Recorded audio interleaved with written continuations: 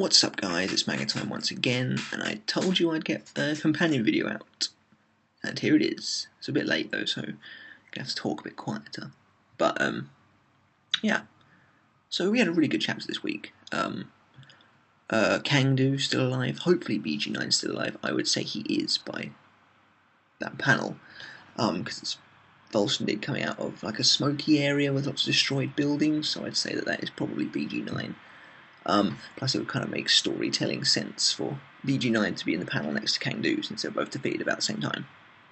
But I have to say it is kind of almost distressingly similar to the scenario with the Espada in Fate Karakura Town. Harabel and Barragan coming back at the same time. Although Barragan was unhurt, whereas BG9's face has been blown off. Although I kind of want to say that BG9's face being broken doesn't actually hurt him. I think it'd be interesting if that was just a way of showing us what's inside. So yeah. But anyway, as far as matchups for next week, because now we've finally moved away from Toshiro and Soifon, they should technically be out of the game. So things get considerably more interesting. Obviously, yeah, I hope the main chunk of 555 will be Shinji and Komamura versus Bambietta. However, I think we'll get a fair bit of Ichigo. 555, you know, it's a fairly monumental number, even though if you include Turn Back the Pendulum, it's technically 5, 6 something. But in terms of actual chapters, 555 is fairly, you know, it's a nice little milestone. And I kind of think Ichigo will play a role. I don't know, maybe this is a good time to go back to Royal Realm, to kind of tease the Vollständig dishes a bit and just move away from them. I don't know though, do you think he'd do that? Actually, it's Kubo, yes, I do think he'd do that.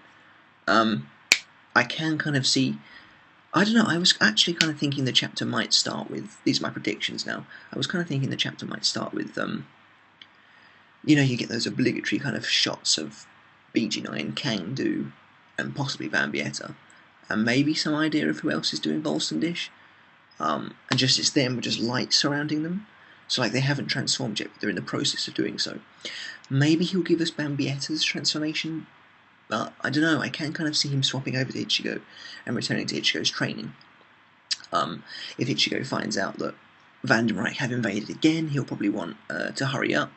I hope he's in Shutara's room. I hope he hasn't blitzed past it and gone to Ichibei, because it'd be a big shame, because Shutara has just a great design. So yeah, I think we'll probably be seeing Ichigo a fair bit next week, maybe. It'd be cool. It'd be cool to see the Royal Guard crew again. And hopefully Kubo's a bit more consistent with swapping between the two groups, because in the Fate Karakura Town arc, he was not consistent in the slightest. We had like a few chapters of Ichigo and Yami, etc. And then, if you remember, it was rather poorly done, in that Yami just never appeared again, and then he was dead. In 423. So yeah, that was a shame. Or 422 or something like that. So yeah, I hope he's a tad more consistent with how he swaps between the two sets, because I think he probably will. And hopefully the Royal Realm should prove to be a tad more interesting than Huecamundo anyway. Speaking of Huecamundo, there's a third place they need to kind of show again. It's interesting that Urahara has just essentially left Chad and Orihime. I know they kind of split up, but yeah, we need to see more of this kind of Arancard round table that's going on, which Kubo is hyping up big. You know, he's clearly, it's something pretty major. But yeah, as far as actual battles go, I do think possibly this Shinji and Komamura one will be the next big one, which should be awesome. I think Komamura hopefully has some new abilities. Like it's bound to not just be the armor, because what does the armor do? Who knows? What's the point of the armor? A lot of people I've seen have said that Komamura's character has regressed, because he's now put the helmet back on, and it doesn't make a lot of sense because his grandfather was annoyed at him wearing a helmet in the first place because he was ashamed. I don't know. I don't know. Komamura, it looks cool. He looks like a Templar, but I don't know. There has to be a reason for his grandfather, presumably his grandfather, giving him this helmet and this armor. Whether his Bankai can do something new now, whether we'll see a holified version, I don't know. I'd like to think Shinji will show his Bankai in this chapter. Not this chapter, this fight even. Because Lord knows he'll probably need it with the size of Bambietta's attacks. But as for other fights, I don't think we'll really be getting much more. It does appear that Askin has indeed left Miuri's place, which is hilarious, because I think Miuri's gone into the... No, I don't think. I know Miuri's gone into the light room, so Askin probably can't even be bothered to even try. So yeah, maybe he's gone to find someone else.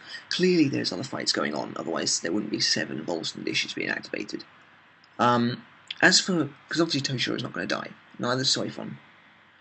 But Kubo has to make it somewhat believable. The Sturmitter have to go after them, otherwise it's just stupid. So I'm thinking intervention, possibly. This is a good time for Yoruichi to come in to save Soifon, and for Ishin to come in to save Toshiro. However, I can't imagine either BG9 or Kangdu would necessarily survive for very long if those two came in. So yeah, not too sure about that. Maybe Kubo will just cut away from them for ages. Maybe we'll get some more. Actually, maybe we'll get some more Shinsui Hashov. That's another fight that's going on. Sort of. Yeah, it'd be interesting to see if anyone else Kido's worn off yet. But apart from that, yeah, I can't really... Oh, actually, yeah, no, something interesting that a lot of people have pointed out. Ishin may, or whoever, may already be there, because when Toshiro faints, there appears to be some kind of shadow on the wing of his Bankai. I would have said it was a blood pool, except it's kind of, shaded with lines as opposed to block shading. Shading with lines usually indicates a shadow, whereas with blocks it's just blood. Because obviously bloods are completely opaque. I mean, I know a shadow is technically, but you know what I mean. And yeah, so someone could be there already. It's clearly not Kang because he breaks out after the shadow appears. So let me know in the comments below who you think. Do you think someone's appearing? Go have a look at the chapter again if you can't remember exactly. But it's just after Toshiro faints at the very beginning. There appears to be some kind of shadow there. And Kubo emphasises the shadow as well. Well, sort of. He emphasises the wing, so I would presume it's the shadow he's emphasising. So yeah. Interesting indeed. But like I said, I don't think there's necessarily going to be any more fights set up really soon, because I do think we'll probably go back to Ichigo pretty soon, because there's no way he's coming here yet. And I'm really interested to see how this 9 days plays out, because is there really going to be 9 days of fighting? That'd be awesome if there was. I mean, no Sturmitters are dead yet, so we've got like 21 Sturmitters left, or something crazy like that, not including Yaharvark. So yeah, there's a lot left to show. So comment of the week, got a couple, not very long this time. The first one's from Pesky Nargle. Thanks for your comment. Says, would Bambietta's E stand for the execute because of the way she would slice her people in half? Well, I was pretty certain that she would be the explosion, after the way she could seemingly kind of just generate explosions. And when she gets angry, her reactor explodes, basically.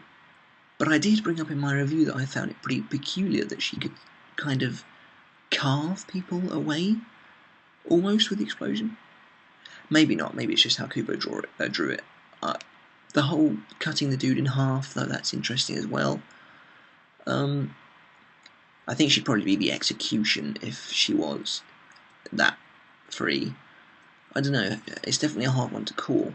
Of course the explosions could just be her control over Reishi anyway. And if I'm honest, execution is probably more interesting than explosions. Although explosions could be interesting against Sakanade, because she could possibly just blow away the smoke stuff that makes you flip over. So yeah, good comment. Thanks for your comment. And the next one is quite kind of a funny one, but it does bring up a good point. It's from Human Ego, and they say, I noticed a detail that might sort of create a plot hole. Uruhara's hat creates a shadow, and they're in a room where there's no shadows. They can't exist. Yeah, really good point, and frankly, it has me stumped. I think it probably is just a plot hole, just a little error. I do kind of find it quite funny imagining a Quincy coming out of his hat. That would be hilarious. And it strikes me as the sort of thing Urahara would find quite funny. He'd just pull up his hat and be like, whoa, there's a Quincy in here. So yeah, they could get the drop on Urahara like that pretty well. But no, he definitely does have the shadow there, so I mean, I suppose, I know Miuri says that no shadows can exist, but, well, I guess that no, it doesn't have to be a shadow there if he has light literally like this in his face all the time. So yeah, I don't know. The shadow is almost part of his character design now anyway, so. But yeah, that's it for this week, guys. So my question of the week to you is, go back, have a look at the panel where Toshiro's fallen over. Do you think that's a shadow of someone arriving? And if you do, who? Let me know in the comments below. But apart from that, guys, I'll see you next week.